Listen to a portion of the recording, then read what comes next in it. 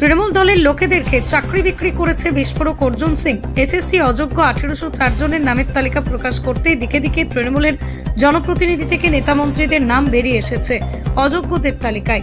তৃণমূল ঘনিষ্ঠদের পাল্লা ভারী। এই নিয়েই ব্যারাকপুরের প্রাক্তন বিজেপি সাংসদ অর্জুন সিং বলেন, তৃণমূল দলের লোকদেরকে চাকরি বিক্রি করেছে।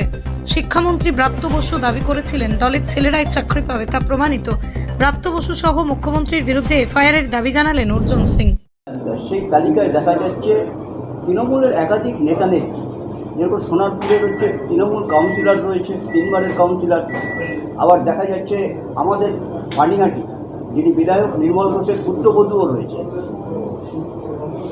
তো তৃণমূলের নেতাদের নাম থাকবে না, এটা কি করে ভাবছেন? তৃণমূল তো নিজের লোকগুলো থেকেও পয়সা নিয়ে চাকরি দিয়েছে, যারা দল করে তাদেরকেও টাকা দিতে হয়েছে। অফিসিয়ালি মমতা ব্যানার্জি বয়ান আছে 75% দিতে হবে, 25% তোমরা খাও। তো সেখানে তো কোনো এটা নিয়ে কোনো বেশি চিন্তা করার ব্যাপার নেই। থাকলো নান্টু ঘোষের ইতিহাস আপনারা জানেন।